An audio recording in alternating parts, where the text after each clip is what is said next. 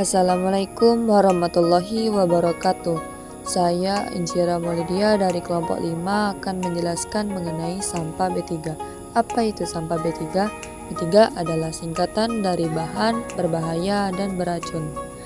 Oleh karena itu, pengertian sampah B3 dapat diartikan sebagai suatu buangan atau limbah yang sifat dan konsentrasinya mengandung zat yang beracun dan berbahaya, sehingga secara langsung maupun tidak langsung dapat merusak lingkungan, mengganggu kesehatan, dan mengancam kelangsungan hidup manusia serta organisme lainnya.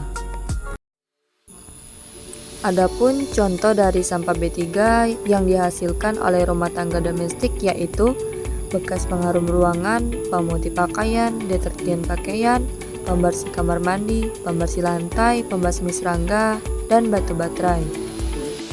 Jenis sampah B3 berdasarkan sumbernya. 1. Sampah B3 dari sumber tidak spesifik. Sampah ini berasal dari kegiatan pemeliharaan alat, inhibitor korosi, pelarutan kerak, pencucian, pengemasan, dan lain-lain. 2. Sampah B3 dari sumber spesifik. Sampah ini berasal dari proses suatu industri, kegiatan utama.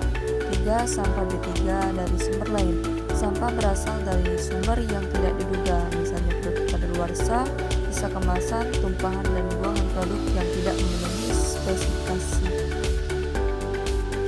Sifat dan klasifikasi sampah B3. 1. Mudah meledak, eksplosif. Limbah mudah meledak adalah limbah yang pada suhu dan tekanan standar dapat meledak, karena dapat menghasilkan gas dengan suhu dan tekanan tinggi lewat reaksi fisika atau kimia sederhana. Limbah ini sangat berbahaya baik saat penanganannya, pengangkutan, hingga pembuangannya, karena bisa menyebabkan ledakan besar tanpa diduga-duga. Adapun contoh limbah B3 dengan sifat mudah meledak misalnya limbah bahan eksplosif dan limbah laboratorium seperti asam trikat. 2. Pengoksidasi, oksidasi. Limbah pengoksidasi adalah limbah yang dapat melepaskan panas karena teroksidasi sehingga menimbulkan api saat bereaksi dengan bahan lainnya. Limbah ini jika tidak ditangani dengan serius dapat menyebabkan kebakaran besar pada ekosistem. Contoh limbah B3 dengan sifat pengoksidasi misalnya kaporit. 3. Mudah menyala, flammable. Limbah mudah menyala adalah limbah yang dapat terbakar karena kontak dengan udara, nyala api, air, atau bahan lainnya, meski dalam suhu dan tekanan standar. Contoh limbah B3 yang mudah menyala misalnya pelarut benzena, pelarut toluena, atau pelarut aseton yang berasal dari industri cat, tinta, pembersihan logam, dan laboratorium kimia. 4. Beracun, toksik. Limbah beracun adalah limbah yang memiliki atau mengandung zat yang bersifat racun bagi manusia atau hewan, sehingga menyebabkan keracunan, sakit, atau kematian, baik melalui kontak pernafasan, kulit, maupun mulut. Contoh limbah B3 ini adalah limbah pertanian seperti pembuangan pestisida. 5. Korosif. Limbah yang bersifat korosif adalah limbah yang memiliki ciri dapat menyebabkan iritasi pada kulit, menyebabkan pekaratan pada baja. Contoh limbah B3 dengan ciri korosif misalnya sisa asam sulfat yang digunakan dalam industri baja, limbah asam dari baterai dan acu, serta limbah pembersih sodium hidroksida pada industri logam. 6. Bersifat iritasi. Limbah yang dapat menyebabkan iritasi adalah limbah yang menimbulkan sensitasi pada kulit, peradangan, maupun menyebabkan iritasi pernapasan, pusing, dan mengantuk bila terhirup. Contoh limbah ini adalah asam formiat yang dihasilkan dari industri karet. Beberapa contoh sampah B3 yaitu 1. Baterai bekas. Baterai bekas termasuk sebagai sampah B3 karena di dalamnya mengandung berbagai logam berat seperti merkuri, mangan, timbal, kadmium, nikel, dan litium. 2. Lampu bohlam bekas. Bohlam bekas termasuk sampah B3 karena terdapat 5 mg merkuri yang kemudian berbentuk uap atau bubuk. Uap merkuri atau disebut juga sebagai neurotoksin merupakan racun yang sangat berbahaya dan mampu mengakibatkan berbagai gangguan yang cukup fatal pada ginjal dan otak manusia.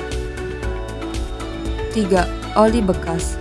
Oli bekas termasuk kategori sampah B3 karena mengandung bahan berbahaya dan beracun yang berupa logam berat seperti belerang, kromium, sulfur, nitrogen, klorin, bromin, dan senyawa teroksidasi. 4. Aki bekas. Aki bekas termasuk sampah B3 karena terdapat air aki bekas yang termasuk limbah B3 sebab bersifat korosif. Air aki bekas dapat menyebabkan benda lain hancur atau memperoleh dampak negatif. Selain itu, bagi manusia, secara medis dapat menyebabkan kerusakan pada mata, kulit, sistem pernapasan, dan lainnya.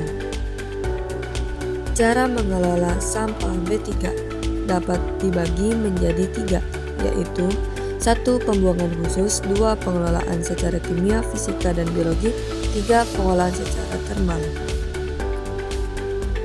1. Pembuangan khusus. Berikut ini beberapa metode pembuangan yang umum digunakan oleh industri. 1. Menggunakan sumur dalam atau sumur injeksi, yaitu dipompakan langsung melalui pipa ke lapisan batuan yang dalam. 2. Ditampung di kolam penyimpanan khusus yang dilengkapi lapisan pelindung untuk mencegah perembesan limbah. 3. Penimbunan di landfill dilakukan dengan cara menempatkan limbah B3 ke dalam drum atau tong dan dikuburkan di area landfill. 2. Pengolahan secara kimia, fisika, dan biologi.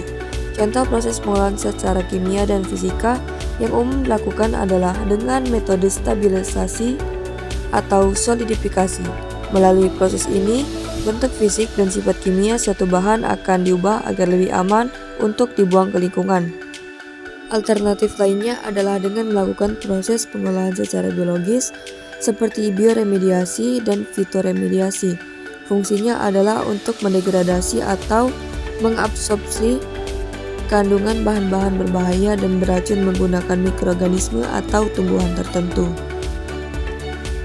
3. Pengolahan secara termal. Pengolahan termal adalah upaya pengelolaan limbah B3 dengan menggunakan instalasi pembakaran khusus, insinerator, sehingga metode ini disebut juga sebagai insinerasi. Metode ini banyak digunakan karena dapat memperkecil volume B3 secara efektif. Sekian video penjelasan materi mengenai sampah B3, semoga dapat bermanfaat bagi kita semua. Terima kasih, saya akhiri. Wassalamualaikum warahmatullahi wabarakatuh.